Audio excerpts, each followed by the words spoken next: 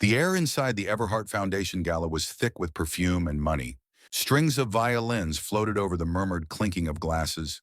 Polished marble floors reflected chandelier light like shallow pools. And guests, draped in gowns worth more than most people's annual salaries, moved in rehearsed circles, laughing too, hard at jokes they didn't hear. Eloin Everhart stood near the edge of the ballroom, her hand curled around a delicate champagne flute, barely sipping. She smiled when expected, tilted her head when spoken to. She played her part flawlessly, as always, but inside she was somewhere else entirely. She stared past the crowd, through the arched doorway that led into the adjacent art gallery. Her husband Silas stood a few feet away, locked in conversation with a man from the governor's office, laughing that too-perfect laugh he used in front of cameras and potential investors. Eloin glanced at him, then at the woman he occasionally brushed arms with, a blonde 20-something assistant with hunger behind her lashes. Eloin had seen it before, in various forms over the years. She no longer flinched at the sight of it.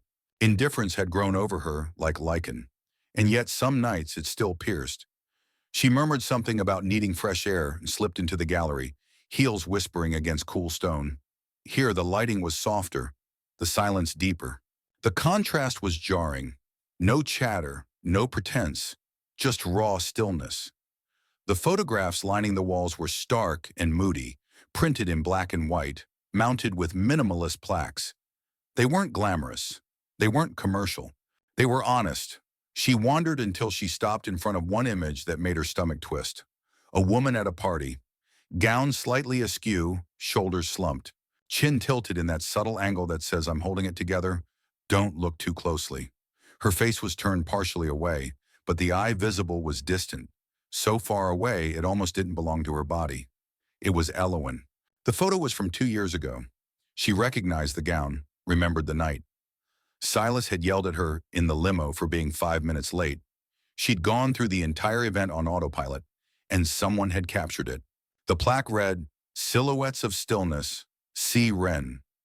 She didn't hear him approach. She only felt the stillness shift, like a curtain catching a breeze. When she turned, he was already beside her, though not close enough to invade. "You stayed with that photo longer than most," he said, voice low, almost apologetic. Eloin's instinct flared. The practiced smile returned automatically. "I'm not sure why," she said, lying. "Maybe because you recognize her," he said. "Most people do, in their own way." She glanced at him. He was younger than Silas, maybe early 30s, lean with dark, thoughtful eyes and a quietness that didn't seem performative. His suit was simple, his shoes unpolished, his hair slightly unkempt. Everything about him felt deliberately unglossed. "You're the artist?" she asked. He nodded. "Cassian Wren. Eloin Everhart." His eyebrows flicked up slightly, not in recognition of the name, but in response to the way she said it, like a title she was trying to remove from herself. "You look different now," he said. She turned her eyes back to the photo. "I felt different then. You looked like you were screaming, just very quietly." That made her blink. The truth of it hit with an intimacy that felt almost invasive. But there was no heat behind his words. Just observation. She didn't reply. Instead, she studied the image again, now seeing it through his eyes. "Why did you choose that moment?" she asked. "Out of all the ones you must have captured that night." Cassian tilted his head. "Because everyone else in that ballroom was posing." The silence that followed was louder than the orchestra back in the main hall. Eloin suddenly felt the weight of her dress, the pressure of her earrings, the mask she had worn so long it had fused with her skin. "How long have you been watching me?" she asked, then laughed lightly. God, that sounded like an accusation. "I meant, how did you know that was me?" "I didn't, not until now," he said simply. "But I remember taking that shot. I remember thinking, she's not here. Not really." It was the most honest moment in the room. It had been years since anyone noticed her without needing something in return. Silas noticed when she looked unruly or too quiet. Her mother noticed when her posture faltered. Friends noticed when she failed to RSVP. But Cassian had noticed her sadness, not as a flaw, but as a fact. Something real, something allowed. She should have thanked him, should have walked away. Instead, she asked, "Do you sell prints privately?" He shook his head. "Not that one." Why not? He hesitated, then said, "Some images don't belong to me. They're moments borrowed. That one felt like a secret I wasn't supposed to keep." A strange sound escaped her lips. Half laughter, half ache. "You're right. I didn't want anyone to see that version of me. I didn't even want to see her. But she's the truest version," he said, "and I think she's still here." It wasn't flirtation. It wasn't seduction. It was exposure. And she wasn't used to being seen that way. Not by men, not by anyone. Silas appeared minutes later, his voice cutting through the gallery like the edge of a blade. "There you are," he said, slipping an arm around her waist with the practiced grace of a man who didn't ask permission. "We're needed at the head table. The governor's wife is obsessed with your shoes." Cassian took a step back. His presence shrank, but his eyes didn't waver. Elowen turned, something already closing inside her. She nodded to the photographer, gave a faint smile, and let Silas guide her away. But as they exited the gallery, she looked back one last time. Cassian was still watching. And for the first time in years, she felt the kind of gaze that didn't try to define her, but invited her to remember who she was before she became someone else's ornament. That night, long after the music ended and Silas's grip on her arm faded, Elowen lay awake in bed, staring at the ceiling of their penthouse suite. In the darkness, with her husband's soft snoring in the background, her fingers traced the ridges of the business card Cassian had quietly slipped into her palm. It read nothing more than a name and a number. She didn't know why she hadn't thrown it away, but she did know one thing with terrifying clarity. She would call. The first time Elowen called Cassian, she hung up before he answered. It was a Monday afternoon, 3 days after the gala, and she stood in the greenhouse behind the Everhart estate, surrounded by orchids that had been imported from Ecuador and required humidity levels that were monitored by a digital system more sophisticated than most hospital equipment. She stared down at the phone in her hand, her reflection warped in the glossy leaves. Her pulse thudded in her ears. When the line rang, her breath caught in her throat, and when she heard the soft click of the call connecting, she panicked and ended it. She told herself it was a mistake.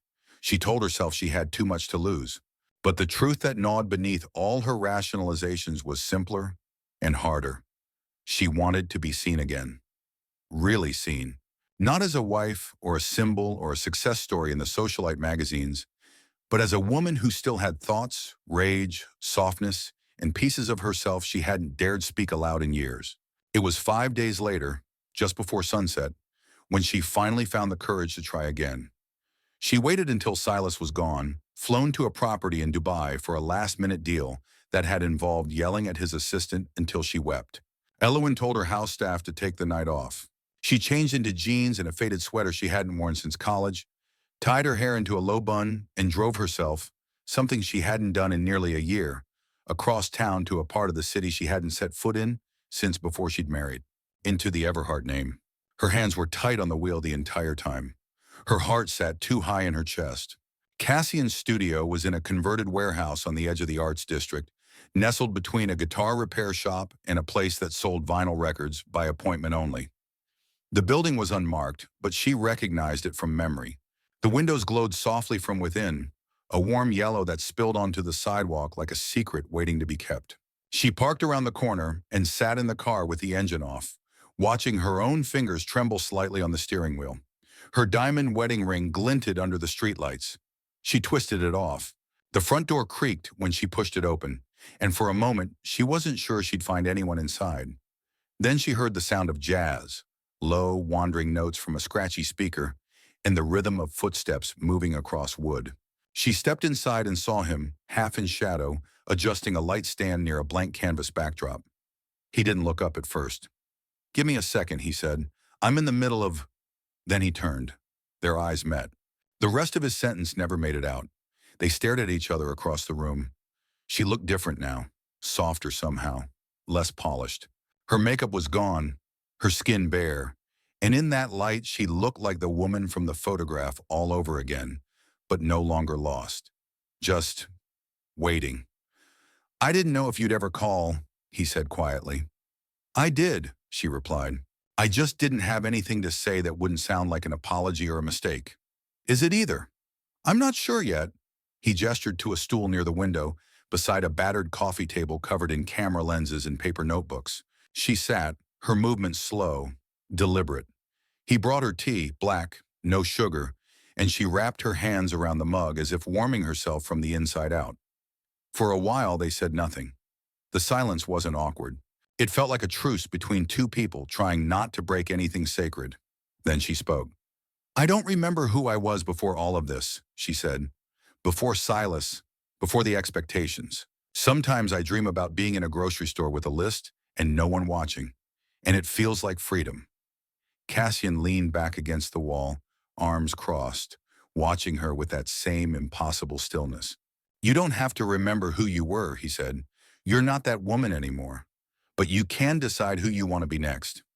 "That sounds too easy." "It's not," he said. "It'll hurt. You'll lose people. But the ones you find on the other side, those are the ones worth keeping." She smiled faintly. "Do you say that to all the billionaires' wives who wander into your studio? Just the ones who ask for nothing and still bring honesty with them?" She shook her head and let out a small breath that almost became a laugh. "You're not what I expected." "I never am," he said. There was a long pause. She looked down at her tea, then up at him again, her eyes brighter than before, filled with something like grief and defiance tangled together. "Silas has been cheating on me for 3 years. Probably longer. I've known. I've ignored it. Because leaving meant admitting I'd failed. Because he made sure I had no access to the accounts, no friends who weren't also his allies. Because I was afraid." Cassian didn't speak. He didn't flinch. He didn't give her pity. He waited. "But I'm not afraid anymore," she said. "I don't want his world. I don't want the glass house and the parties and the headlines. I want—" Her voice faltered. "I don't know what I want, but I think I came here because maybe you could help me remember how to want anything at all." Cassian stepped forward, slowly, gently. He reached out, not to touch her, but to place something in front of her. A camera.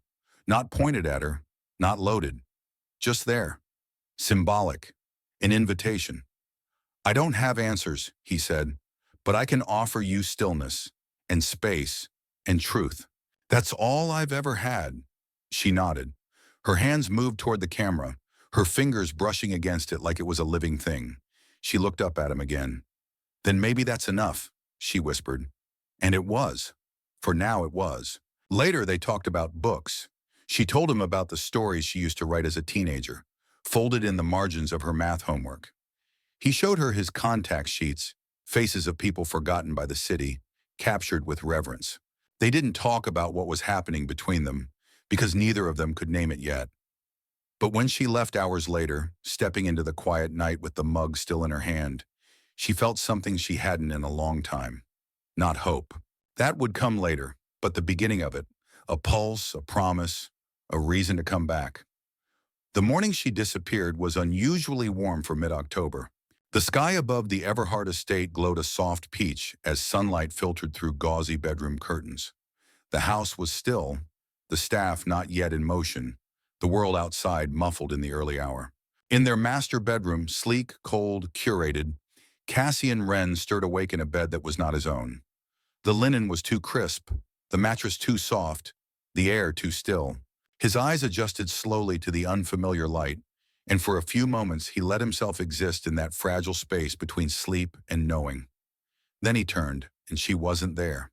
At first he didn't panic. Elowen had gotten up early before.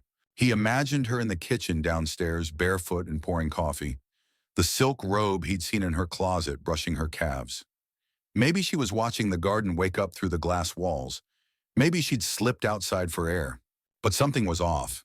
The space beside him was cold. Not recently left, long left. No scent of her shampoo in the room, no faint humming in the shower. Her phone was gone from the nightstand. He sat up slowly, his heart beginning to beat faster, though he didn't understand why yet. The room was silent. His clothes were still on the floor, hers too, the traces of last night's truth still tangible in the space. Creases in sheets, warmth in the air, memories between breath. He reached for his jeans, slipped them on with shaking hands and stepped into the hallway, calling her name once. No answer. Downstairs, the kitchen was empty. The coffee pot hadn't been touched. The house, which only hours earlier had felt like a palace suspended outside time, now seemed cavernous, impersonal. The warmth they'd shared seemed like a fever dream. He found it in the foyer, leaned carefully against the front door. A white envelope, heavy, sealed. His name wasn't on it, but he knew it was for him. His breath caught as he bent to pick it up, fingers slow, deliberate, as if touching it too quickly might burn him. He turned it over, opened the flap, and pulled out the contents. Inside were divorce papers. Not between them, of course not, but between Elowen and Silas Everhart. Every signature line was filled, every legal detail already in place. Attached was a single handwritten note on a torn page of notebook paper. 5 lines, sharp and rushed. "Don't come looking for me. He'll come for you if you do. I have what matters now. Protect yourself. Please forget me." There was no signature, no date, but the slant of the handwriting was unmistakable. He read it again and again, as if the message might change if he stared hard enough. His fingers curled around the edges of the paper. A part of him, the small, desperate part that had not yet learned how to surrender, ran to the front window, thinking maybe he'd still catch sight of her. But there was nothing. No car, no shadow, no trace. She had vanished with the same grace that she had entered his life, quietly, completely. The realization dropped like iron into his chest.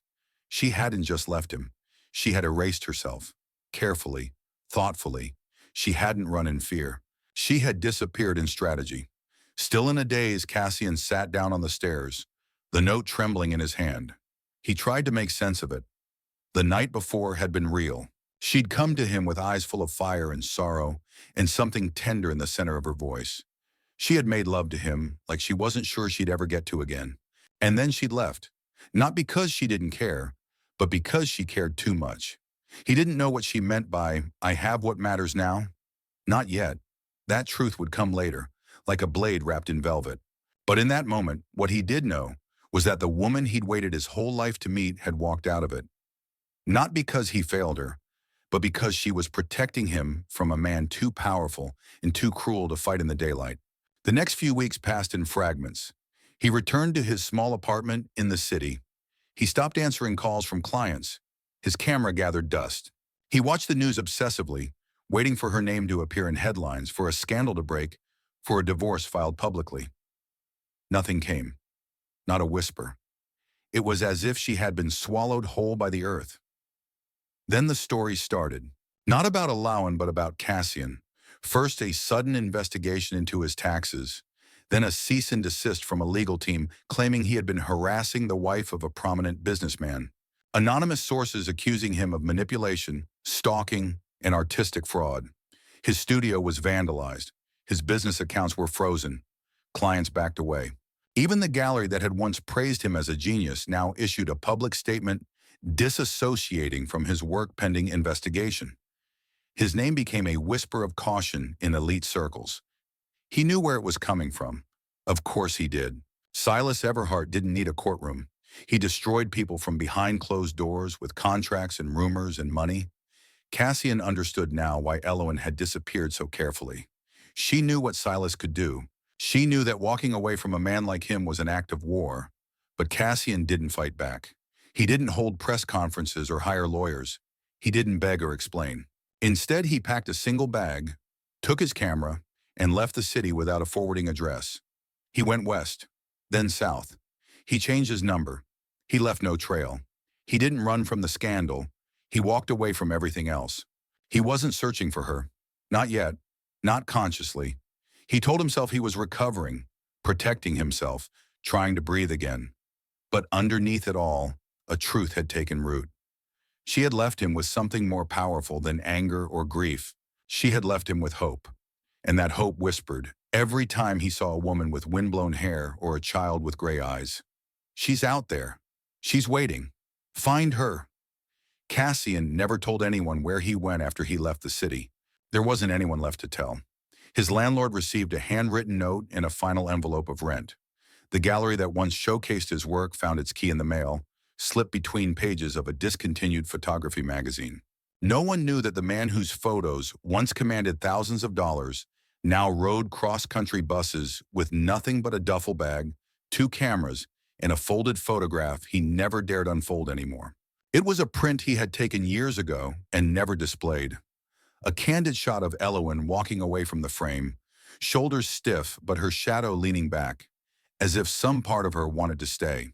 He traveled west first, to Oregon, where he worked for 3 months at a wilderness retreat in exchange for food and a bed in a tool shed converted into a room.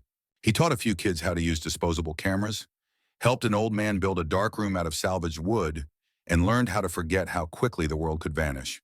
Then he went south to Arizona and spent a year in the desert photographing rock formations that didn't talk back, that didn't leave him. But every now and then, when the light broke through the canyon just so, he'd close his eyes and see her. Not Elowen in diamonds or silk, but alone barefoot on his studio floor, hair uncombed, eyes clear. He didn't look for her, not actively. He didn't hire anyone. He didn't search her name. But he scanned every crowd, every cafe, every woman with a child in a stroller, wondering if this would be the day his breath stopped short. He never said it aloud, not even to himself. But the possibility of her, just the possibility, kept him from dissolving into the same nothingness that swallowed his career. And then, 2 years after she vanished, the package arrived. It was forwarded through 3 addresses, each more temporary than the last. It had no return label, no sender's name, just his, printed neatly in block letters. He opened it in a motel room off a back road in Tennessee, surrounded by peeling wallpaper and the scent of damp carpet. Inside was a small cardboard box. His hands shook when he pulled out the contents. A positive pregnancy test, yellowed slightly with age, and a scrap of paper with 5 words written in the same handwriting he hadn't seen since the foyer of the Everhart estate. "You're going to be a father." He sat on the edge of the bed and didn't move for a long time. His mind blanked. His lungs fought to remember how to expand. She had been pregnant. All this time, there had been a child. His child, somewhere in the world. He wanted to scream. He wanted to cry. But neither emotion came, just a silence so heavy it almost felt holy. She hadn't told him where they were. She hadn't left coordinates or clues. But she had sent that package. She had risked exposure to let him know. That meant she still trusted him. That meant she believed in him, even from a distance. And that knowledge shifted something tectonic inside him. He could no longer float from place to place. He could no longer just exist. There was a child out there. His child. Maybe a boy. Maybe a girl. Maybe a toddler now with big eyes and a serious mouth. Maybe a laugh that sounded like Elowen's. Maybe a shadow that carried his own stance, his own stubbornness. He didn't know, and not knowing suddenly became unbearable. He moved north again, settled temporarily in the Smoky Mountains of North Carolina, near a small town that barely had a post office. He found work at a wildlife conservatory, photographing injured animals for education materials and patrolling forest trails for broken fences. It was quiet work, solitary, but he took it because it let him breathe again, because it let him wait. Something in him believed she would come through the trees one day. Something in him believed their paths would cross, not because he forced it, but because it was time. And yet time did not move kindly. Another year passed, then another. By the 5th year since she vanished, Cassian had become someone else entirely. Not bitter, not broken, but narrowed. Sharpened into a man who knew that love didn't always come back when called, but that it still lived, stubborn and wild, just beyond reach. He never stopped taking pictures, but he stopped sharing them. His walls were lined with photographs that no one else saw. Mist in the woods, foxes at dusk, children playing on the edge of creeks, women looking away from the camera with something familiar in their eyes. Every face reminded him of her. Every shadow looked like it might once have held a child. He didn't ask questions in town, didn't stir gossip, but he listened, watched, paid attention when someone said they saw a woman buying supplies who didn't speak much but paid in cash. He paid attention when he heard about a single mother renting a cabin outside town who kept to herself and homeschooled her kid. He didn't leap, not right away. He knew false hope could kill a man slowly. But then came the afternoon with the boy.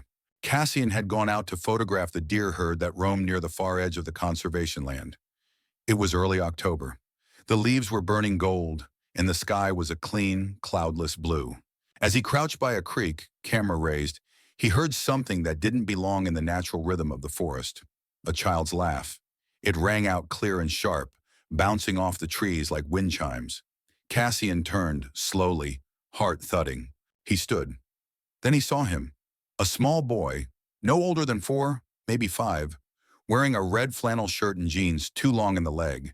His hair was a wild halo of curls, his skin pale, and his eyes, those eyes were unmistakable.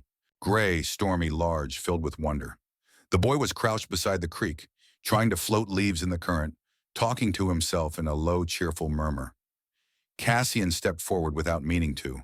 A twig snapped underfoot. The boy turned. And in that instant, Cassian saw it. Not just the resemblance, not just the hair or the mouth, but the tilt of his head, the curiosity, the stubbornness. It was like looking at a mirror filtered through time. "Eames!" a voice called out from the trees. Cassian froze, and then she stepped into view. She wore boots and a dark coat, her hair tucked under a knitted cap. She moved quickly, the way a mother does when she senses her child might be too far.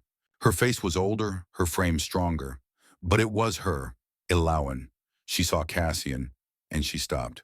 The silence between them felt like the earth itself had paused to listen.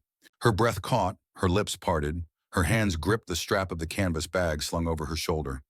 She looked at him not like she had seen a ghost, but like she had finally stopped running. He didn't speak. He couldn't. His body couldn't choose between stepping forward or collapsing. But she smiled, slowly, gently, like something fragile coming home. "I hoped you'd find us," she whispered. And in that moment he knew. All the silence, all the loss, all the years that bent him into someone half alive had not been for nothing. He had found her. And with her, everything. The walk back to the cabin was nearly silent, but it wasn't a silence built of discomfort. It was weighty, electric, thick with the kind of emotion neither of them had words for yet. Cassian walked beside Elowen like a man moving through a dream too fragile to trust, afraid that the slightest misstep might wake him. She walked with more purpose, her body shielding the small boy now toddling ahead of them with a pine cone clutched in one hand, humming tunelessly to himself. Every so often she would glance back at Cassian, and though she didn't speak, there was something in her eyes that steadied him, something like welcome, but not quite safety yet, something real. The cabin appeared slowly between the trees, modest and worn but cared for. Its porch sagged slightly, and the roof bore the scars of long winters, but there were signs of life everywhere. A wind chime made from old spoons sang from the corner of the porch.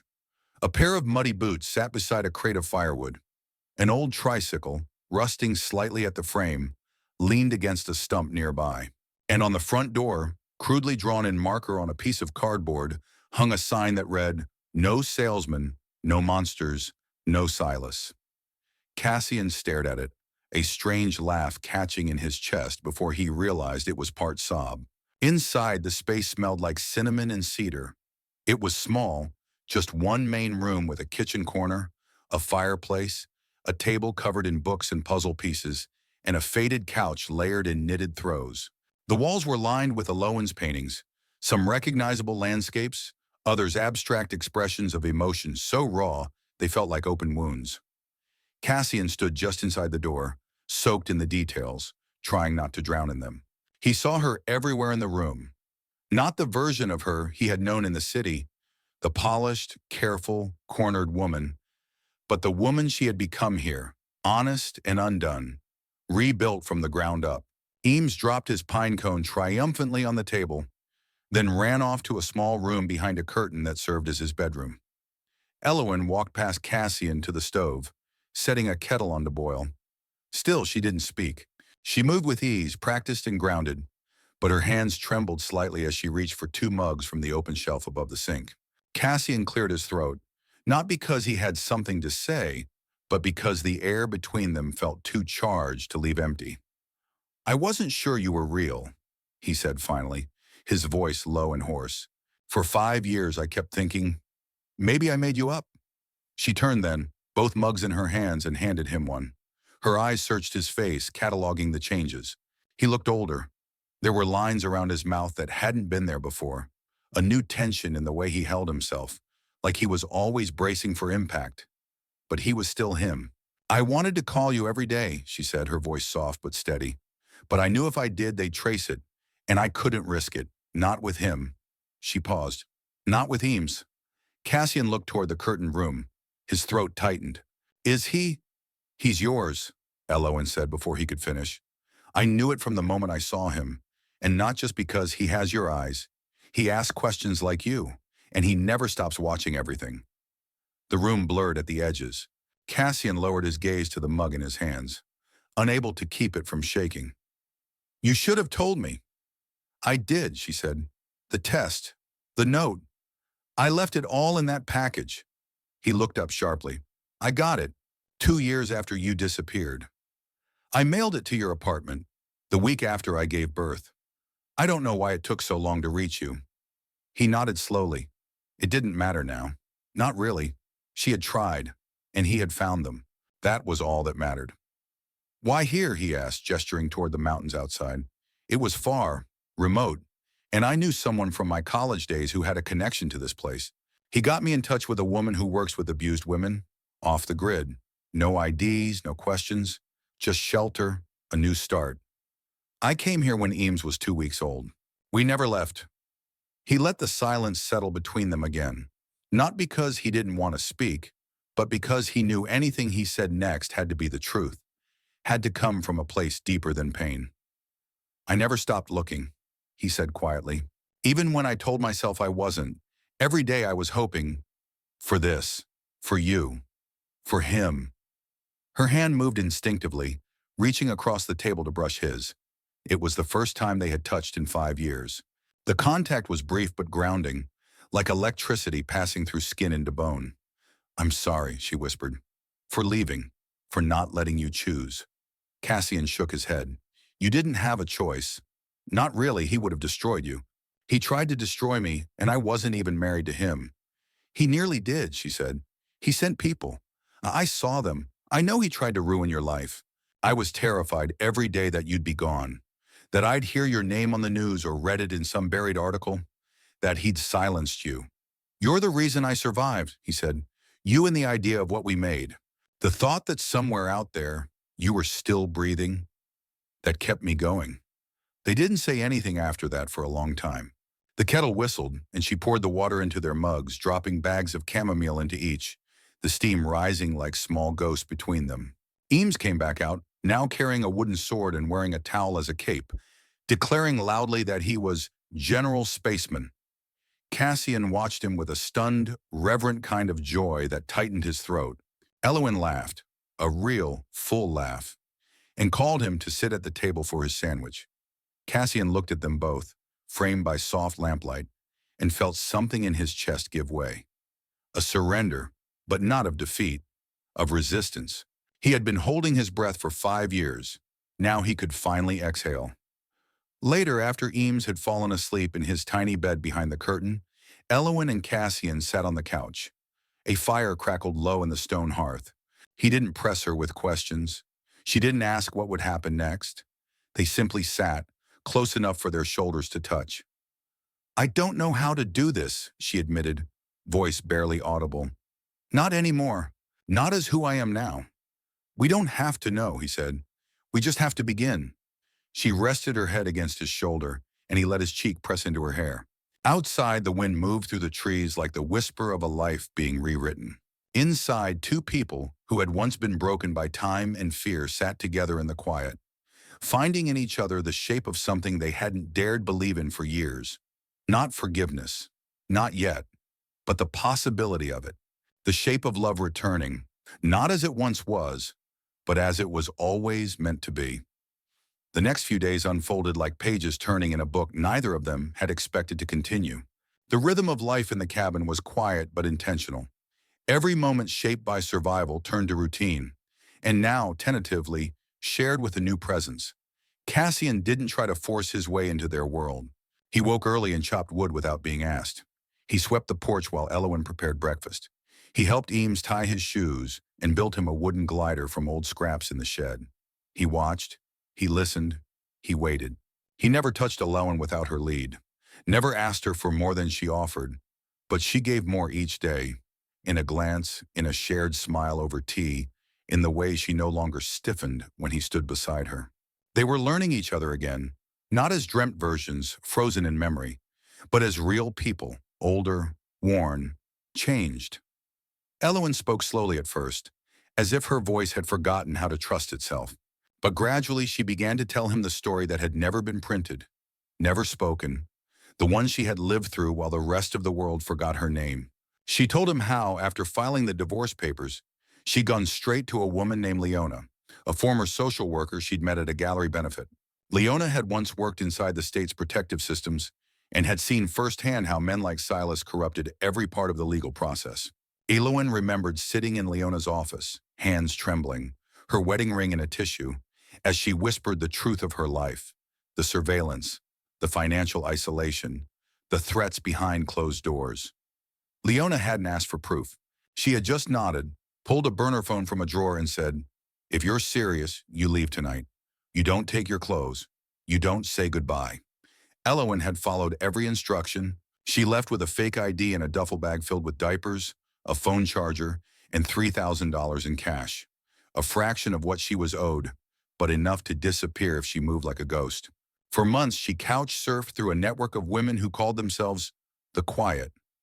Former wives, daughters, and sisters of men who'd left scars the world never saw. They gave her shelter, food, and silence. No one demanded her story.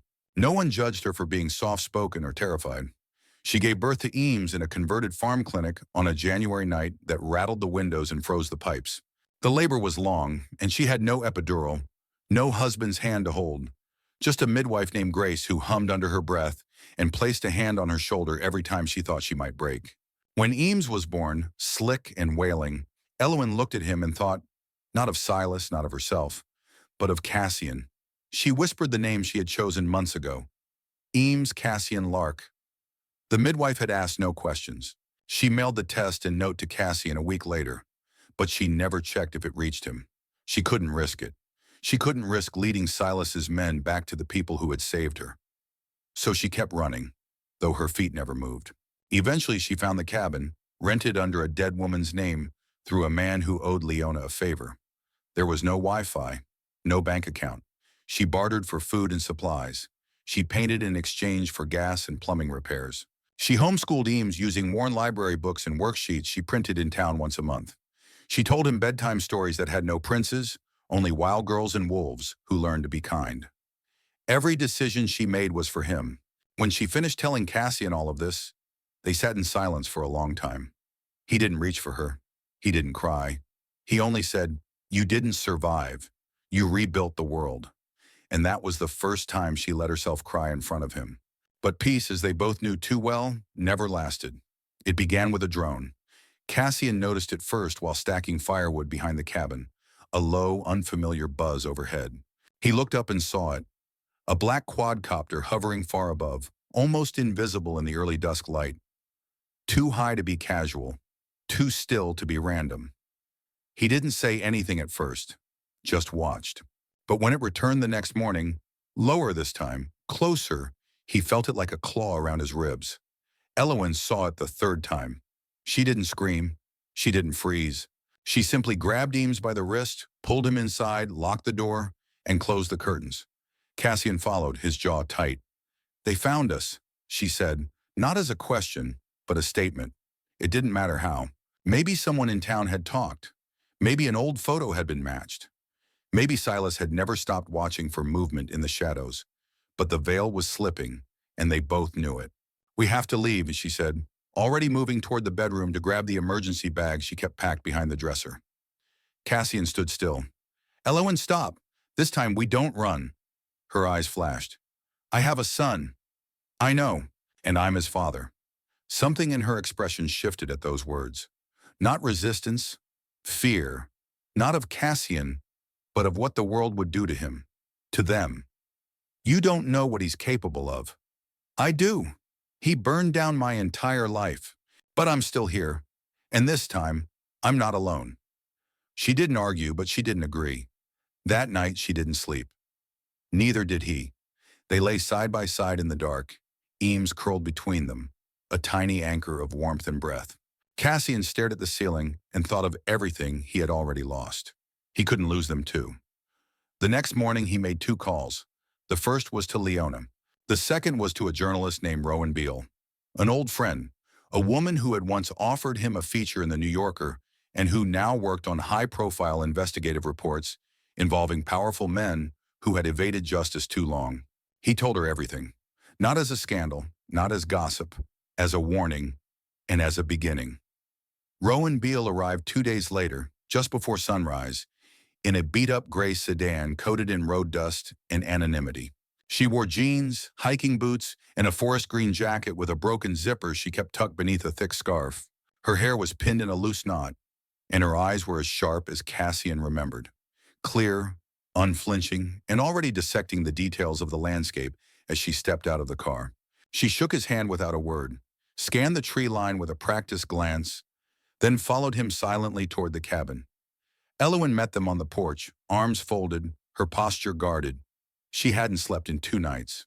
Her face was drawn, but her gaze was focused, steady. Eames was still inside, watching a cartoon with the volume low, unaware that the quiet morning masked the beginning of a war. Rowan greeted Elowen with cautious respect, offering her name, her credentials, and then a folder. Inside were copies of past exposés she'd written, including one that had dismantled the political career of a senator who had buried evidence in a sexual abuse case. Her record was her language. Elowen flipped through the pages slowly, her fingers twitching slightly when she reached the article about the woman who'd lived in hiding for 7 years before testifying. Rowan didn't speak.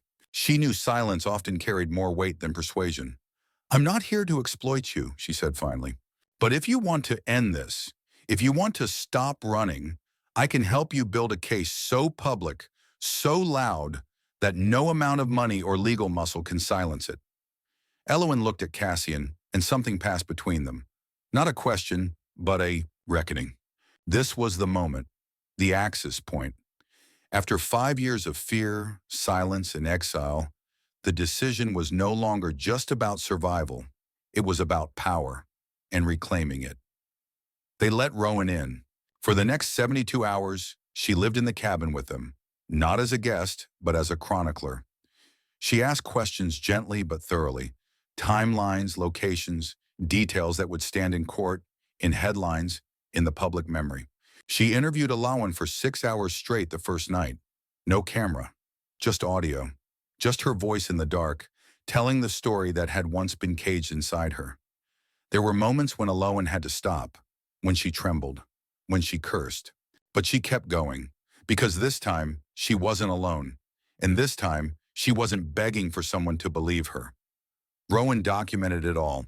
She examined the legal documents Elowen had saved in a waterproof lockbox, copies of her original prenup, which revealed a long-forgotten clause about ownership of her artwork. She reviewed Cassian's records of the smear campaign, the forged emails, the manipulated invoices, the digital fingerprints no one else had bothered to follow. And together they built a wall of truth too wide to ignore. But they knew that wasn't enough. So Rowan arranged an interview, a public one. It would be broadcast through a major online investigative platform with reach into traditional media and international eyes. It would be recorded in a hidden studio Rowan trusted, under pseudonyms until the moment it aired. Alawan would have control over the cut, no edits without her approval, no questions she didn't want to answer. The night before they left for the city, Elowen stood in front of the bathroom mirror, brushing Eames's hair while he sat on the counter, feet swinging. He asked if they were going on a trip. She told him yes, that they had something important to do, that it might help make the bad guys go away. He nodded solemnly and asked if he could bring his astronaut bear. She said of course. Cassian packed light.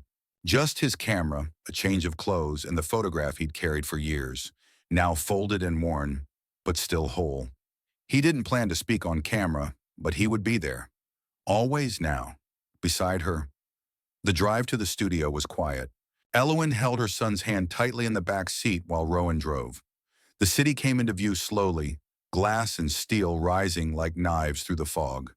Cassian could feel the tension growing in her shoulders, but she didn't look away. She stared out the window like a soldier returning to a battlefield she once barely escaped. The studio was hidden behind a bookstore and above a coffee shop, a quiet place with blackout curtains and soundproof walls. The team was small and trusted.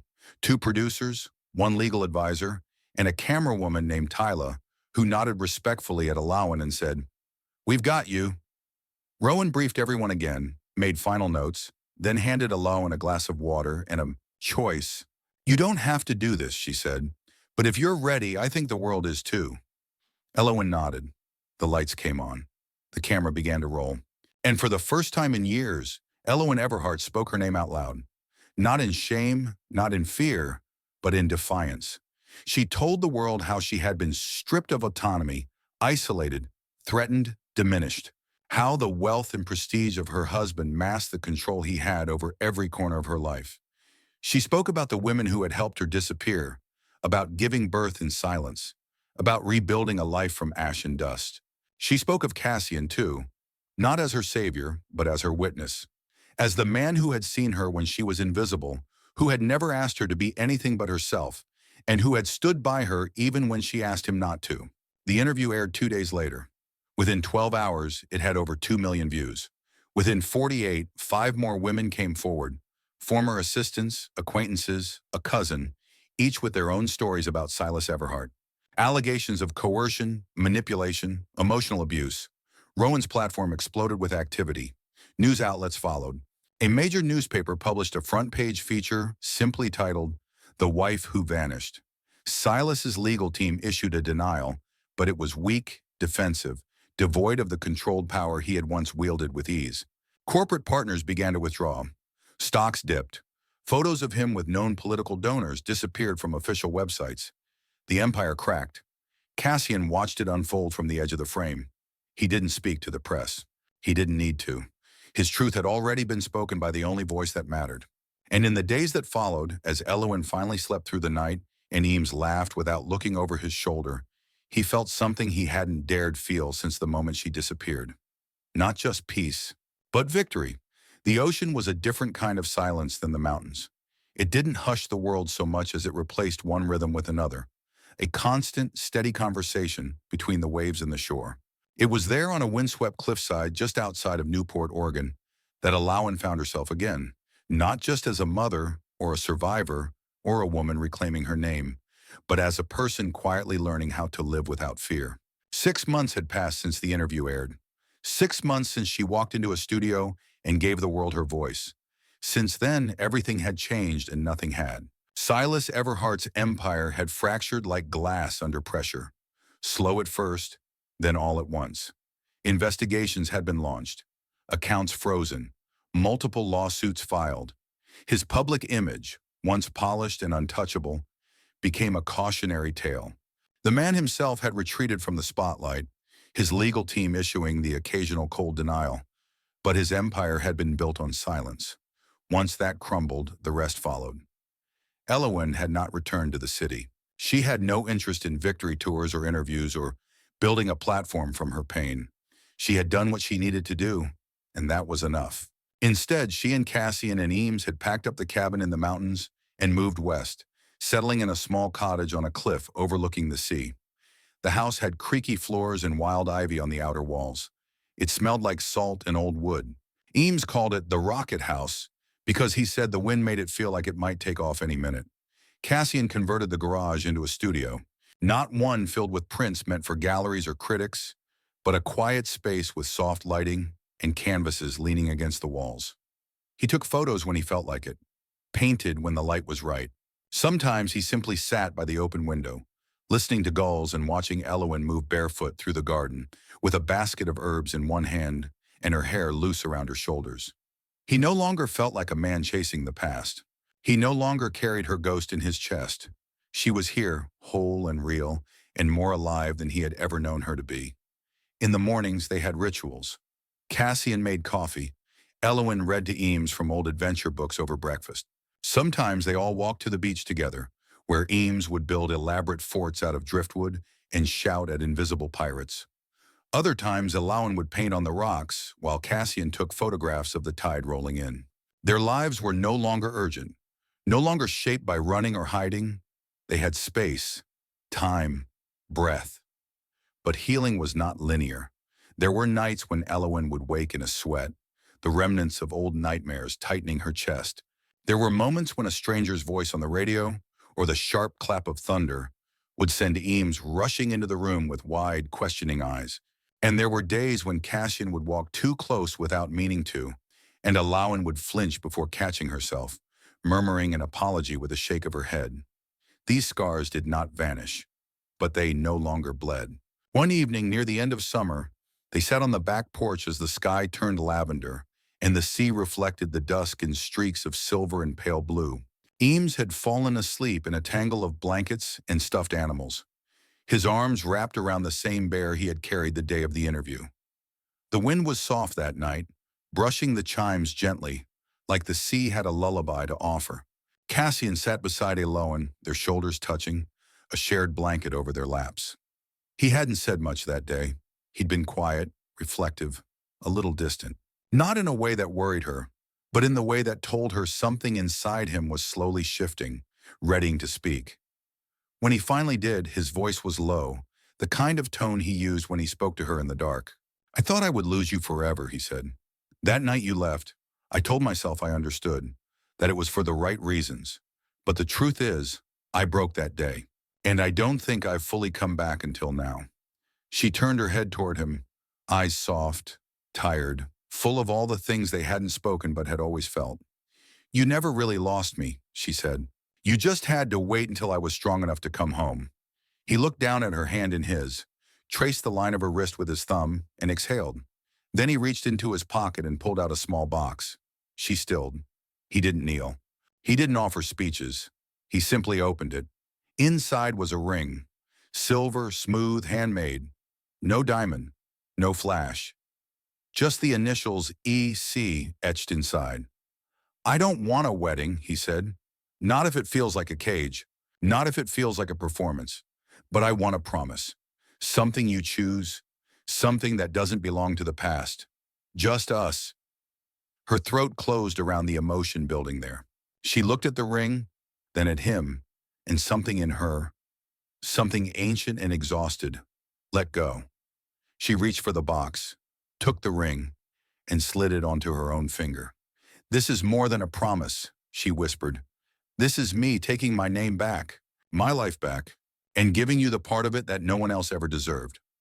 Cassian leaned forward, pressed his forehead to hers, and they stayed like that as the night deepened, as the waves rose and fell, as the wind curled around them like a blessing. The next morning, Elowen painted for hours. Cassian took Eames into town to buy new brushes and peanut butter. The ocean glittered beneath a rising sun, and the rocket house stood quietly on the cliff, no longer a place to hide, but a place to begin. They had no maps, no 5-year plans, no illusions that life would be easy. But they had each other, and a child with a laugh loud enough to fill the rooms they'd once kept empty. And sometimes, in the stillness between tides, Elowen would look at Cassian and think not of the woman she had once been, or the man who had tried to own her, or the fear that once governed every breath. She thought only of this, that even the most broken stories could be rewritten, not perfectly, not painlessly, but beautifully. And this was hers.